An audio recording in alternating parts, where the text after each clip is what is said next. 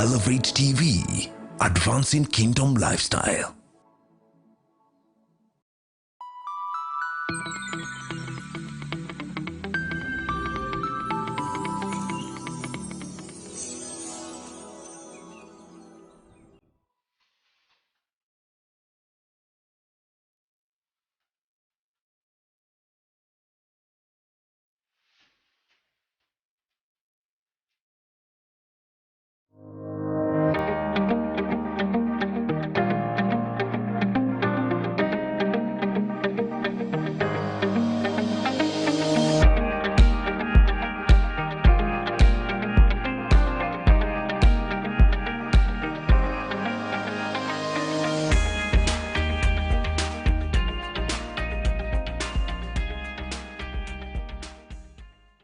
Ladies and gentlemen, welcome to another episode of the GG Report. I'm your host, Godfrey Gichuki, and this is another very exciting moment. I want us to have a conversation, and today we're going to be talking about church empowerment, domestic violence.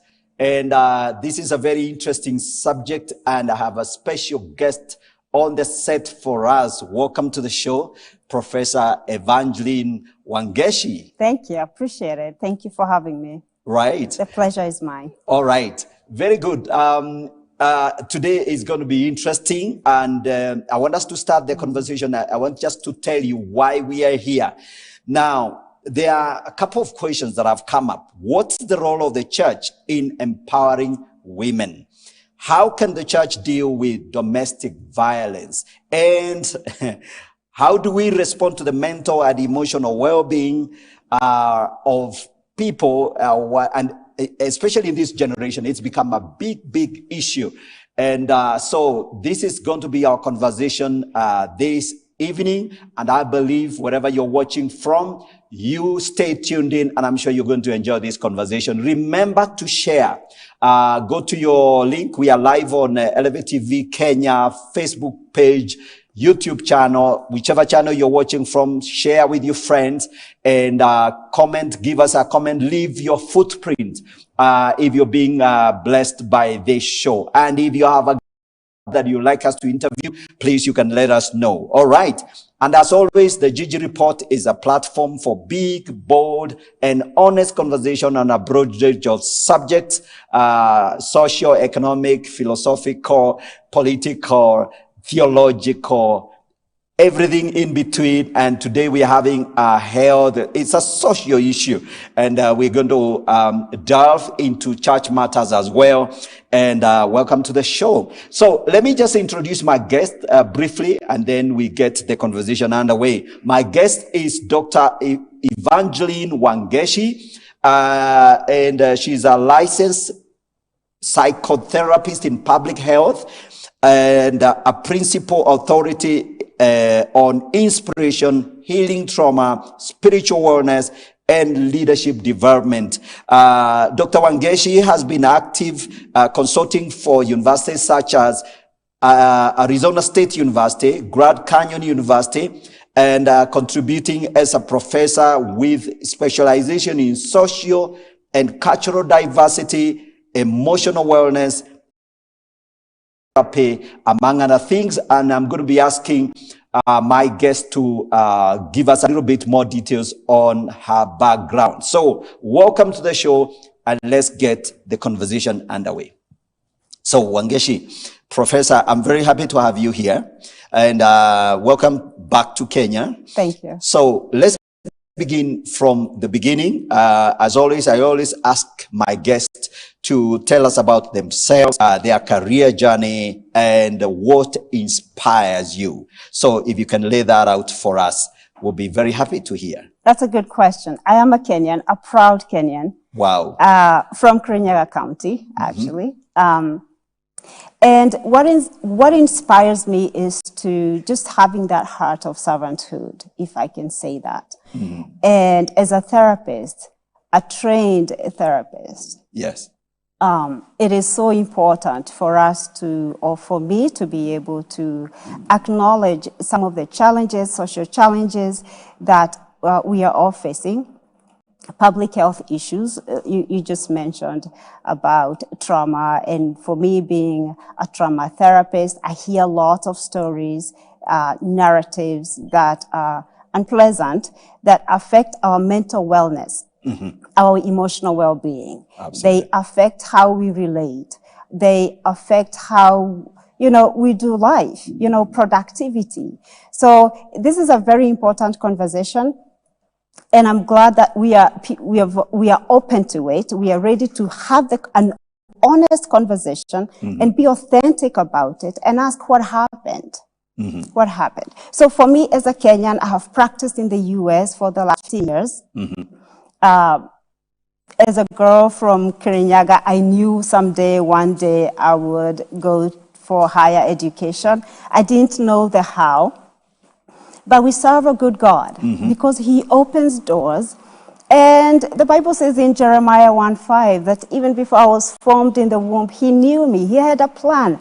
It was a well-designed plan for my life. Absolutely. And he knew that this Kenyan girl would one day go to the US, get the training, get the education, gain the experience, and be sitting here today, such a time as this, when this conversation is very much needed, and then we take it on, because Kenyans are ready for it. Absolutely. Kenyans are ready. Absolutely. Okay, so so you can fill us in a little bit on you did an undergraduate degree and then some masters. You can tell us about what you studied for your undergraduate. Yeah. Now, of course, you're a professor, so we want to hear that little bit. The journey. Of the journey. The journey was not easy. I went to the US thinking I wanted to do computer science, but God had another plan. Okay. I plugged myself into a seminary. My first degree is in biblical study. My concentration or focus was in New Testament. Okay.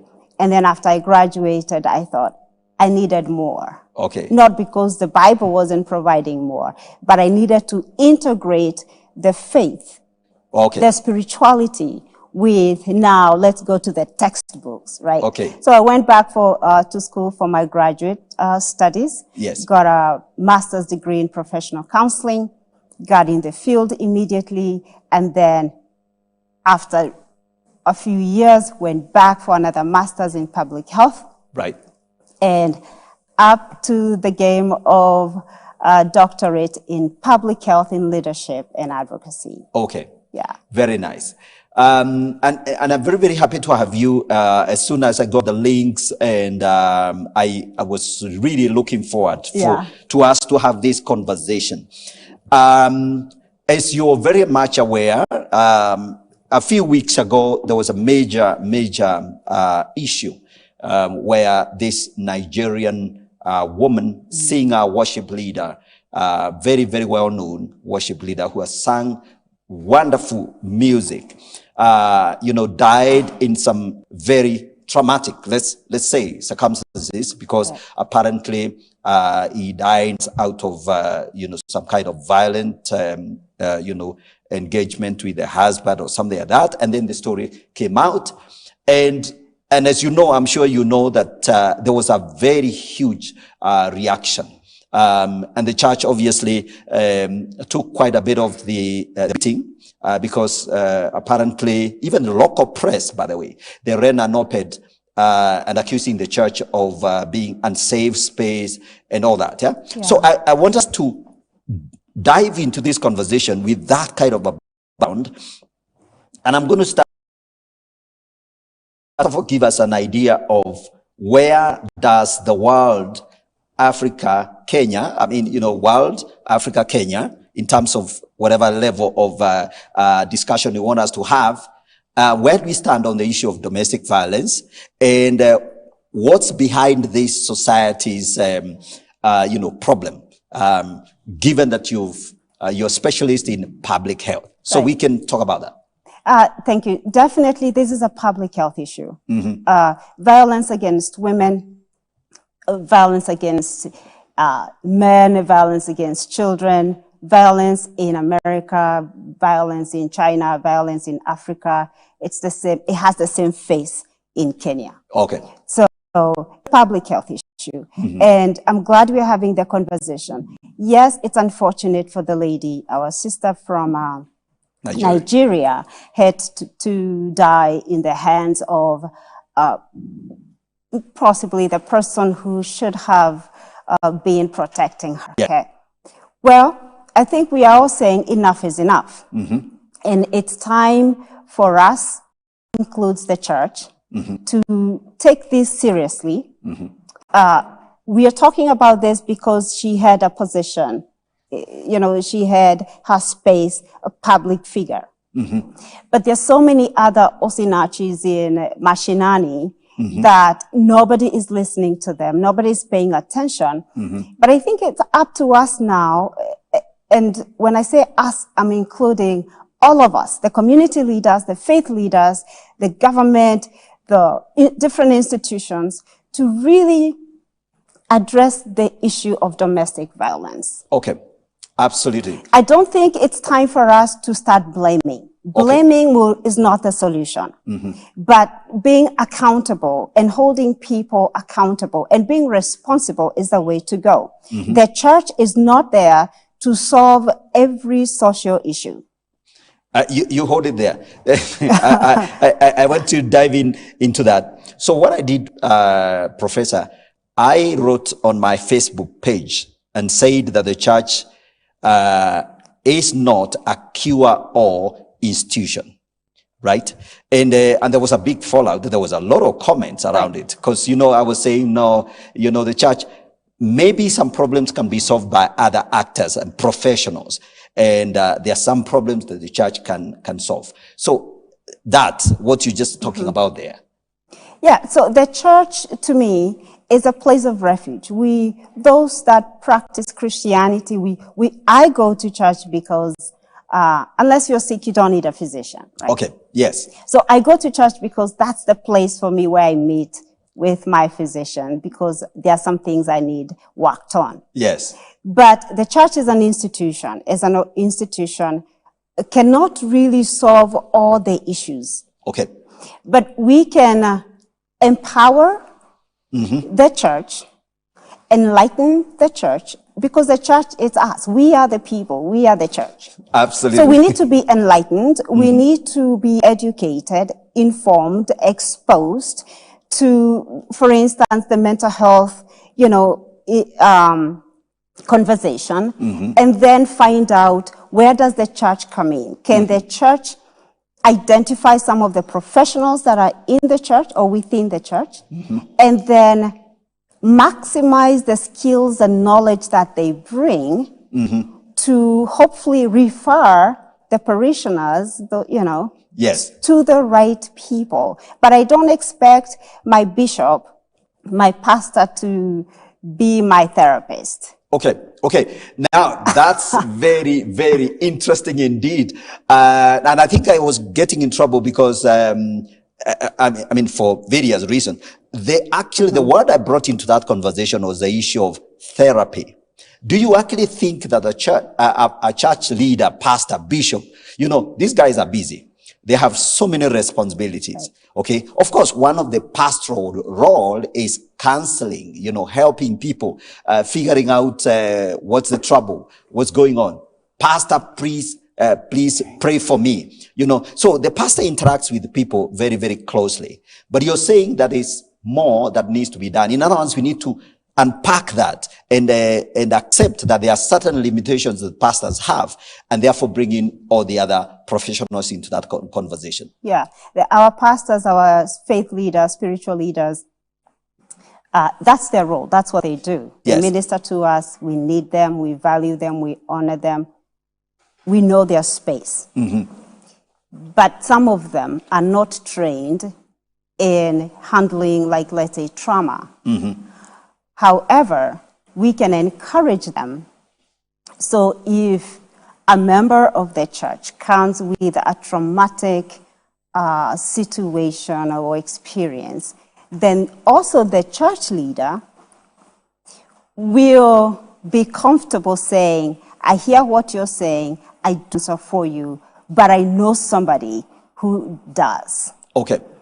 So we are not taking the members away.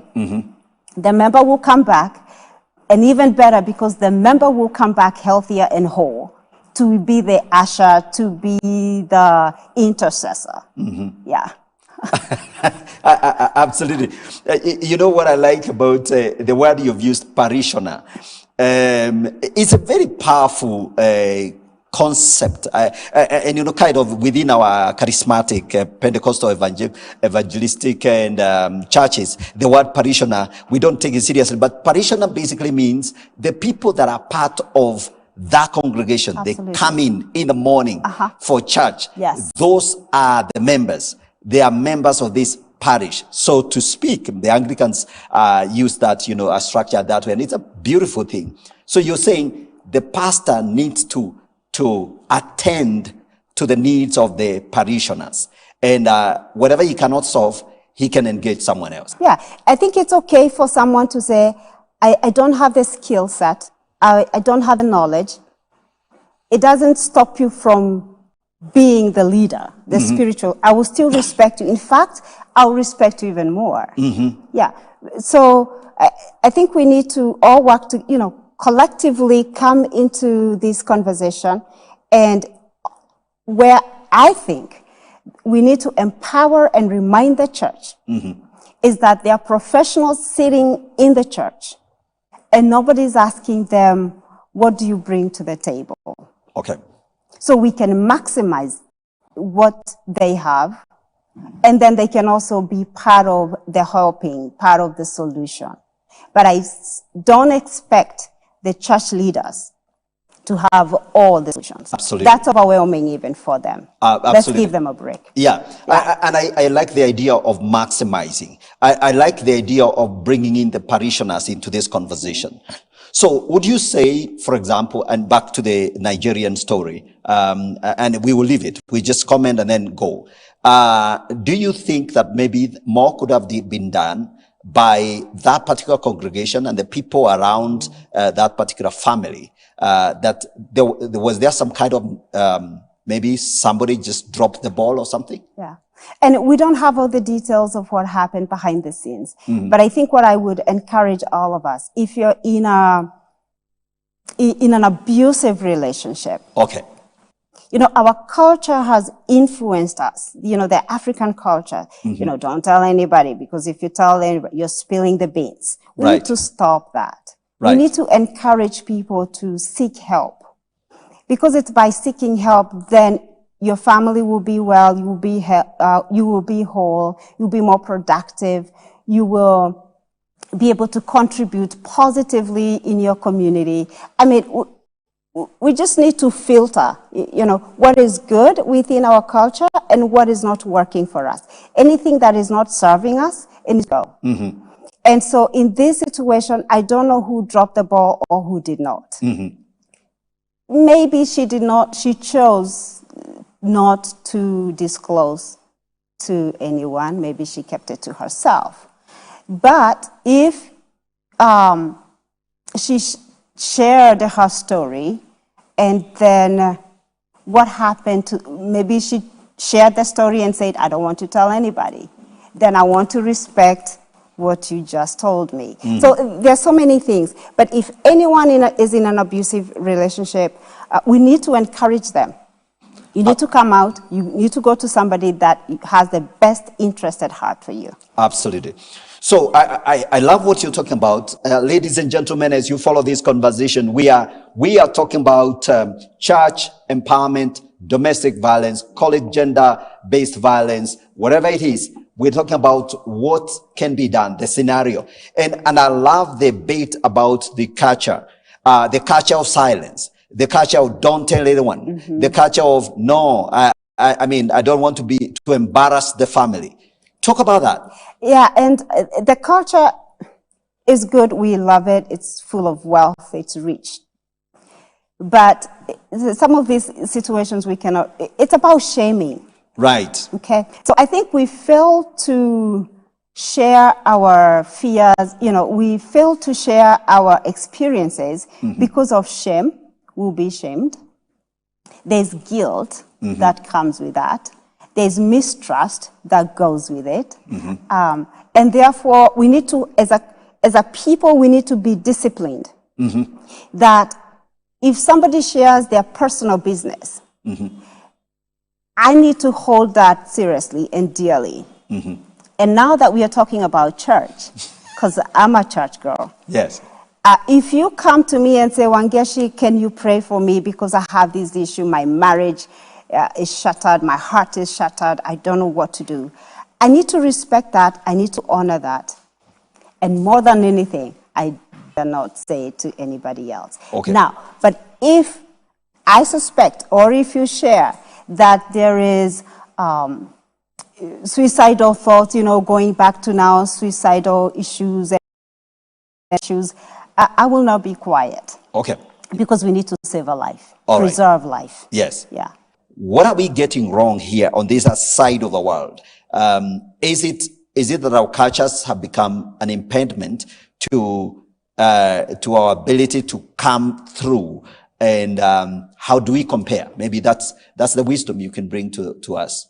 I think what we need to understand is what we tolerate will dominate. Oh my goodness. And domination meaning will rule, will take over, will guide. So anything we tolerate at home, if you tolerate someone to just come home and be inappropriate with you, then that's what's going to rule your life. Wow. That will be your guide. Expect that. So we need to be able to set healthy boundaries. Be firm with your boundaries. Be clear about the message. Be consistent, be concise, and follow through.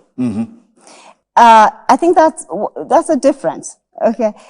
I'm not afraid to say the way you say it, how you're saying it, I don't appreciate it. Yes. It settles that. Okay. But then it's my duty to make sure I follow through with what I just said. Okay. Because if I don't, then the perpetrator will do it again. And then it becomes a cycle. You're offering us free therapy here. So we need to break the cycle. Yeah. I like the way, I like the way you're being very, very precise, with what you're speaking about, because you're saying there need to be healthy boundaries. Absolutely. What you tolerate will dominate you. So a lot of women, and again, taking you back again to the whole issue of domestic or whatever, violence. You're saying that there are a lot of, I would say monsters under the carpet. People tolerating and allowing and accepting status quo, accepting that, our culture, in our culture it's shameful to answer back your husband. I never saw my mother answering back my dad and all that. And if my dad was violent, we all cowed down and kept quiet. We couldn't speak about it. How do you shift that kind of thinking, among our people? Yeah, I saw my mother being abused. Okay.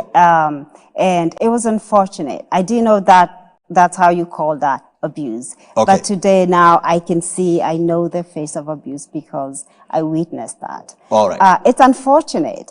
And I think for any man who abuses, whether it's physical, emotional, economic abuse, any type of abuse, you're demonstrating and you're displaying your weakness. Okay. It's not a sign of strength. Okay. Let's make that clear. Okay. And so we need to go back to teaching and empowering the women, the girls, and even the men to build resiliency. The resiliency building. How do you bounce back? How do you gain the courage to look at somebody and say, honey, I love you, but this is not the way I expect you to be communicating with me. Okay. So how do we empower the women and even the men? Because it's not just men are abusing women, there are women who are abusing men. So it goes both ways. So we need to help people to build resiliency. Yeah, it's from within to all right, without. That's what you mean by resilience. Yeah. It's personal capacity to stand up for yourself. Absolutely. Be your own advocate. And also master what's your value? Because if you value yourself, then you will protect yourself. You protect what you value. Okay. If you don't value something, there's no need to protect it. Okay. If I don't understand my self-worth, my value, then it's like a house without doors, windows, and the gates, whatever, right? Okay. So anybody can come in, any perpetrator, anybody, anything can come in and out. Okay. But if I understand my self-worth and value, and I have that self-love, I will protect without apologies. Okay. Yeah. Okay. The only pushback. It's good. There's a pushback. The other side of the coin is, women need to submit. Right. The husband is the head of the family. So that's now the other side of that argument. Yeah. Speak to that. Submission, I am a great and huge advocate of submitting. Submitting it's healthy to submit. Yes. When you submit, you don't lose anything. Okay. In fact, you gain. So submission doesn't mean aggression, that the other person, then they have the green light to be aggressive. Okay. No. We will submit as women. I think women, we are great people when it comes to submitting and just honoring the men in your life. But that doesn't mean the men in my life, it should be an aggressor. They should be a protector. Okay.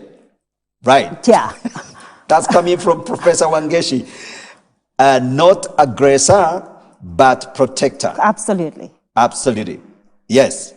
And so if a man is not playing that role of being the protector,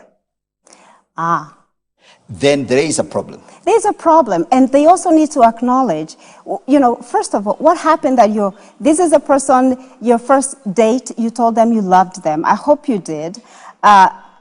Express yourself in that manner. And then after a few days, then you're terrorizing them. You're terrorizing the people that you should be protecting. So I think my question to that particular man is, what happened to you? What went wrong? Yeah. So we need to have that conversation with men. Right. So that we can find out, and we are ready to support our men, because we want healthy men, whole, that we'll be so proud of. They're our brothers. Right. So we got to include everybody. Yes. Yeah, this conversation is inclusive. Okay. Absolutely. I love that. And so our men need to rise to their place, to stand up for the woman, for the women around them, and be what they are called to be. I have no doubt if a man loves a woman and supports and cares for them, they'll be the happiest men. They will be proud. They will be more productive. All right. We are going to build our communities in ways we've never seen. Absolutely. I'm going to hold you there, Professor Wangechi. We are going to take a short break. And then when we come back, we're going to return to this conversation. I still have more questions for my guests here, because we want to have this conversation. What is going on? The church, empowerment, domestic violence. These are problems we must deal with. So don't go away. Just take a cup of coffee. Come back quickly. We'll get back to the conversation shortly.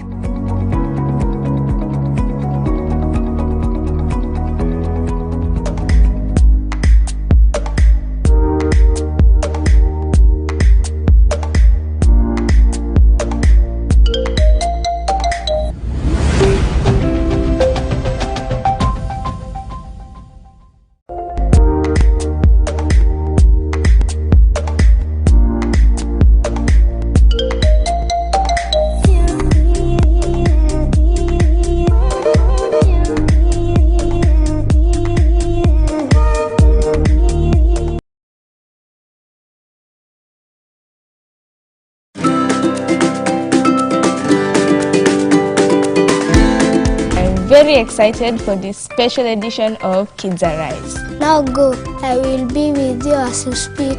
Who are Paul and Silas? Paul and Silas were the preachers of the gospel. When you believe in God, you will be saved. Simon says, touch your head. Jesus has made a way for us to come close to God.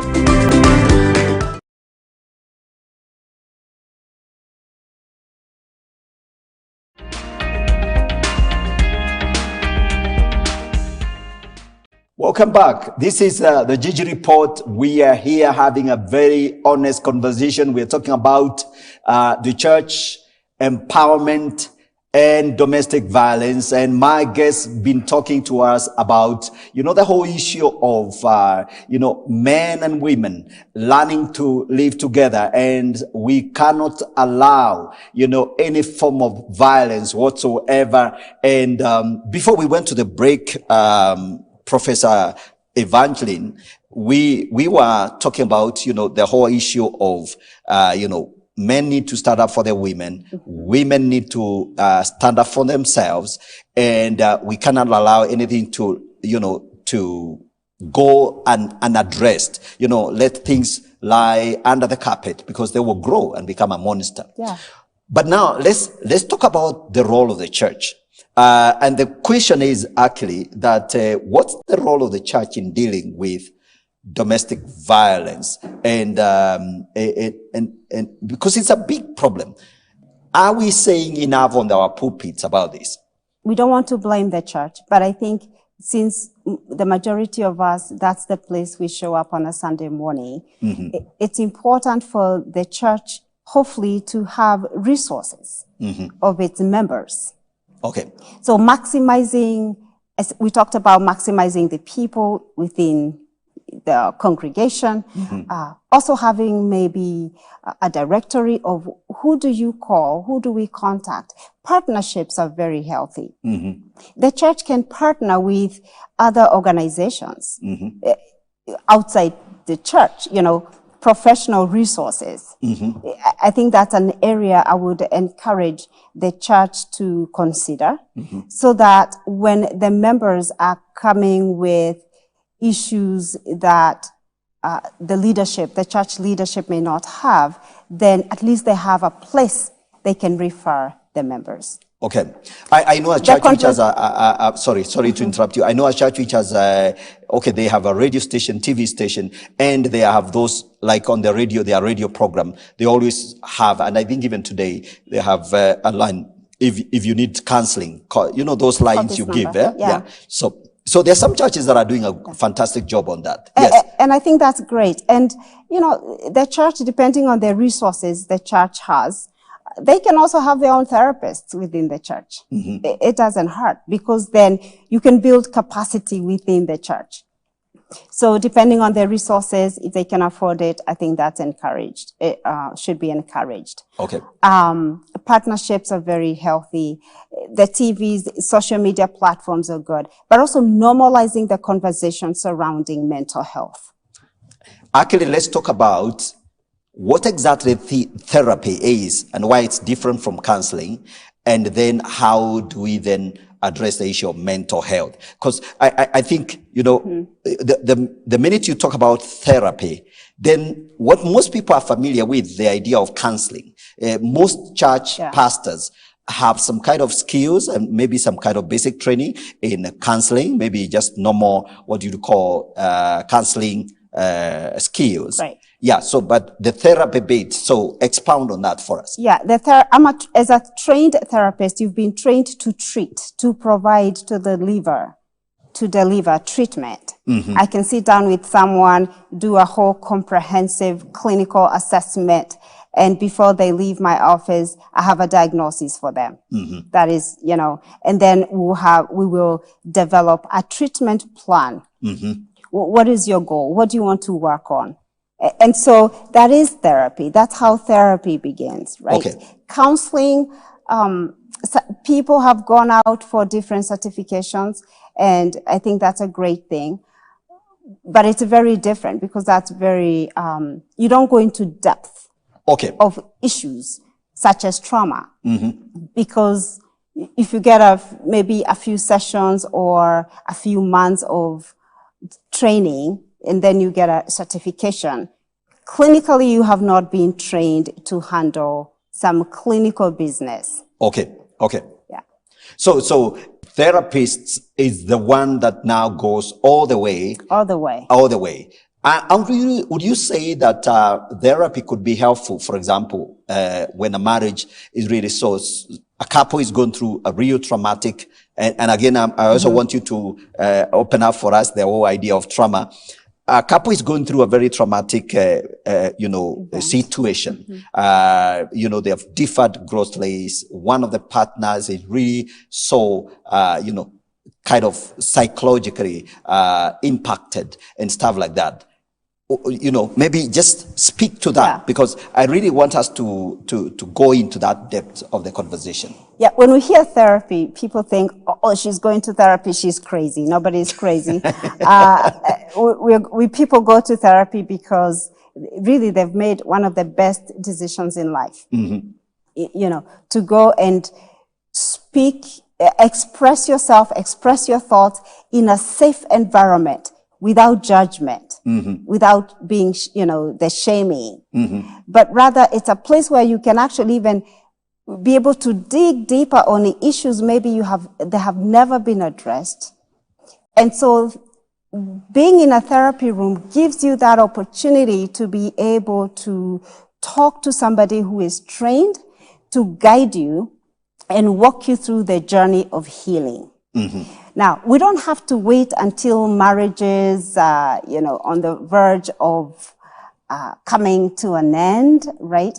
You can actually engage in therapy even when nothing is wrong. Okay. But you can still start that because it's a healthy place. And you'll be surprised some of the things we hear. All the good, all the ugly, but at the end of the day, we are able to come back to finding a solution. Absolutely. Define for us trauma. Anytime somebody is exposed to a traumatic event. Okay. Now, traumatic event, you and I could be exposed to an event. Maybe it's an accident, maybe it's terrorism, whatever, right? Your reaction and mine will differ or may differ. Some of us may come out saying, oh, it's not a big deal. Actually, I'm going home, I'll sleep, I'll eat, life moves on.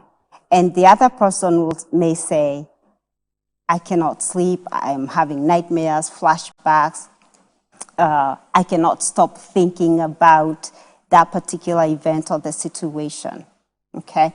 For some, the reaction may be immediate. For others, it may be after a week, after months, after years. Okay. So it all varies. It's very complex, actually. Okay.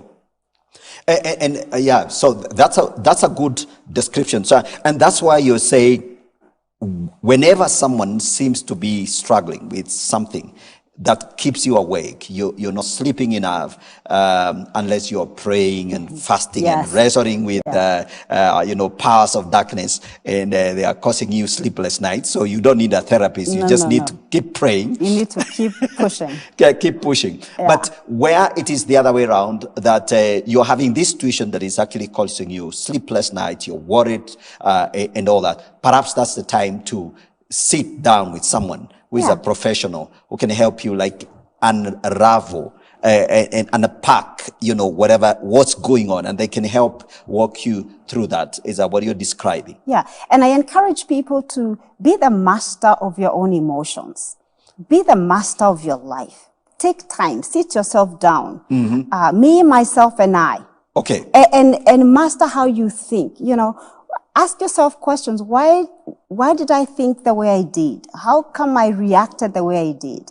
So being the master, so that when some of those symptoms show up, there will not be surprises to you.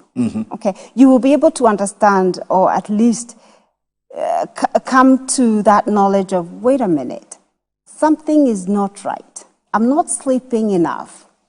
My appetite has shifted. It's either I'm overeating, or appetite is low, my relationships have changed, now I want to isolate more, or I'm having, these bad dreams, nightmares and flashbacks. What is happening? So important. So I think just taking time, self-care, take care of yourself. Yeah, love on yourself by taking care of yourself so that when your, challenges come like COVID came, it will find you well-grounded, regulated. Otherwise, when you're exposed to a traumatic event, you won't be able to conquer it. Okay. Is what you're describing what you'd call emotional health or something like that? And would you just unpack that for us? Because there is a lot of talk about, emotional well-being. We all want to have, emotions, our emotions regulated and all that and all that. So how does that tie up? The trauma, the emotions and all that? Yeah, so the emotional well-being is, for instance, just what I shared. Just, being a master of my emotions. Okay. My relationships. How do I relate with others? Yeah. Am I the kind that is always irritable, agitated, on the edge, always on the sympathetic state, fight, flight, or freeze. Anytime I'm ready to fight, you look at me, I'm like, why are you looking at me like that?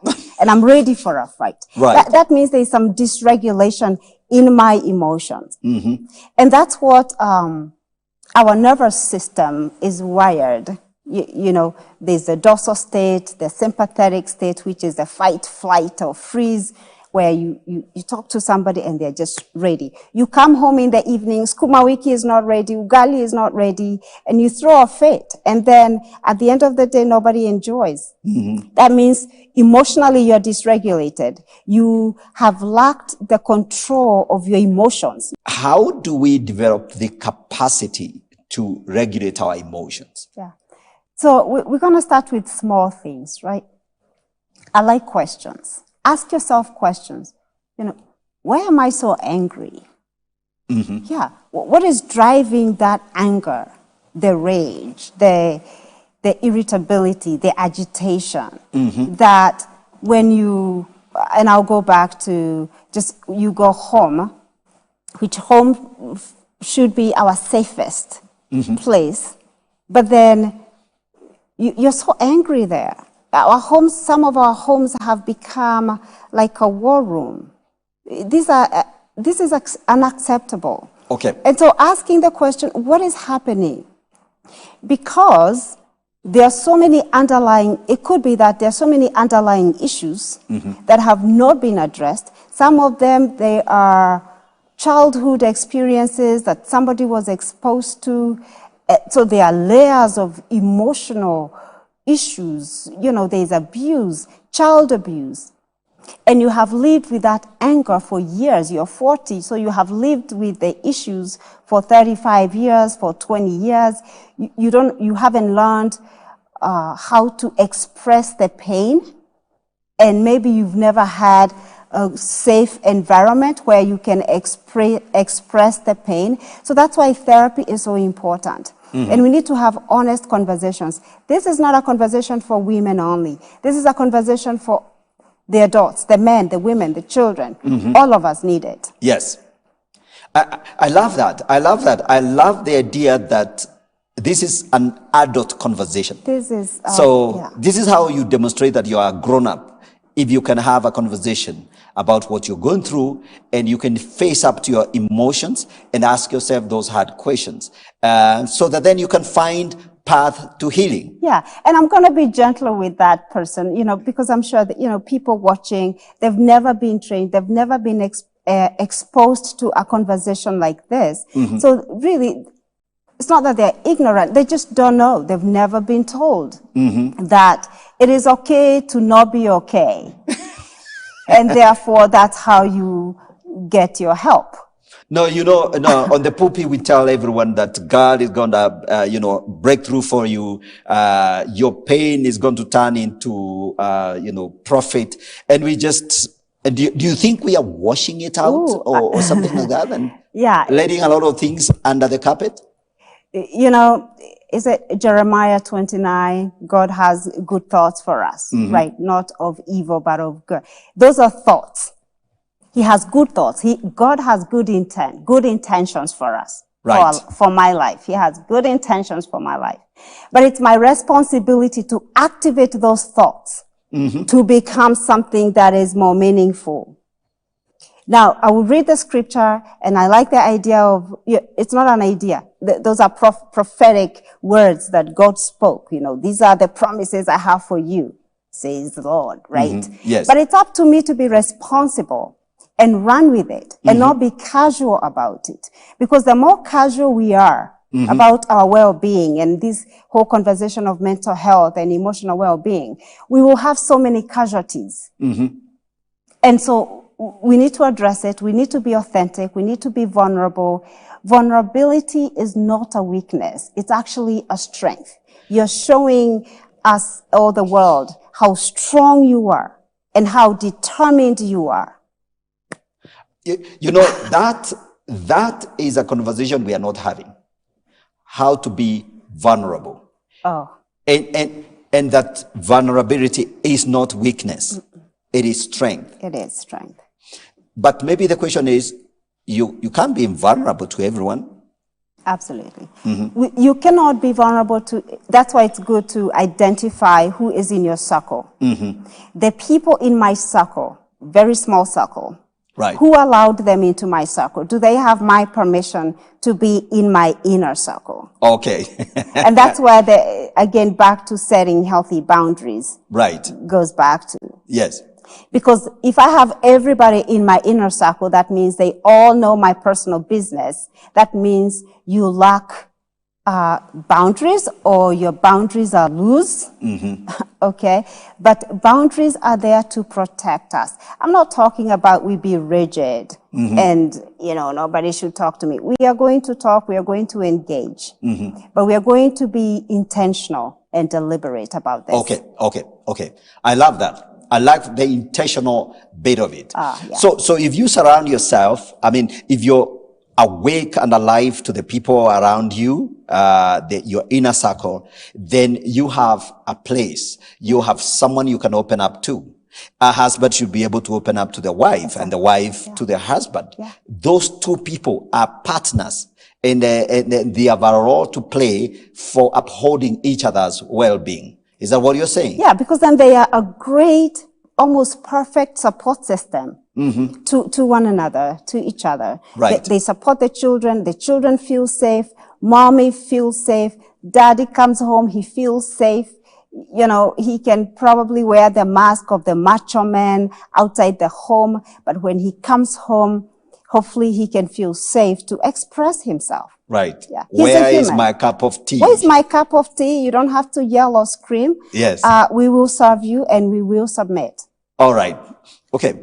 No, it becomes very interesting. Of course, I'm married. And so I know when there is a healthy environment, home is the place you can say, hey, guys, where is my cup of tea? And make sure it's not like you being a bully. No. You're just saying, I am home. Yeah. Now I can ask for my cup of tea without having to worry about, someone thinking, hey, come on, Dad, can you just settle down? We're going to serve you a cup of tea. Yeah. Yeah, so you can be safe. Of course, you can be gentle. You have to be everything to everyone. Gentle, safe, warm, kind. Gentlemanly, and all that, and everybody is happy and excited about that environment. Yeah. That cohesion, that healthy relationship with family will make the family thrive and be successful. Absolutely. And the goals that the family has, the vision of the family will literally just take off. You'll be so expedited. Okay, so maybe the other question is, do you see a rise? Okay, so there's a sense in which people have this sense. There is a sense that domestic violence, gender-based violence is on the increase. So first of all, do you think that's correct, a correct analysis? And Or is it just that we have so much information now? You know, these things were happening anyway, but now if anything you do, we get to know, especially if you put it on social media. Right.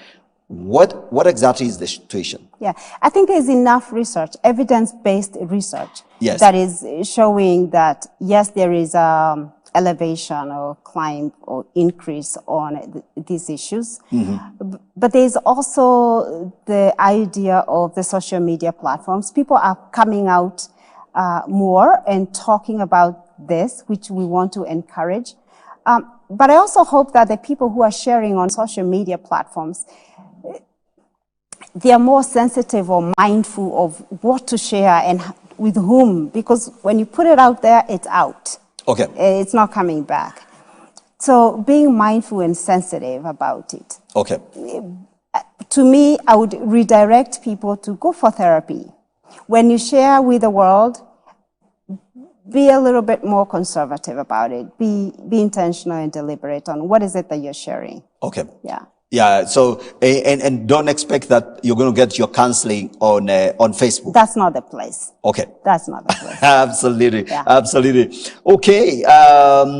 So tell us about your experience as a church leader, as a leader and a coach, as we maybe bring this conversation towards the end, because you studied, public health, leadership, coaching. Yeah. So you can tell us a little bit about your experience in that area.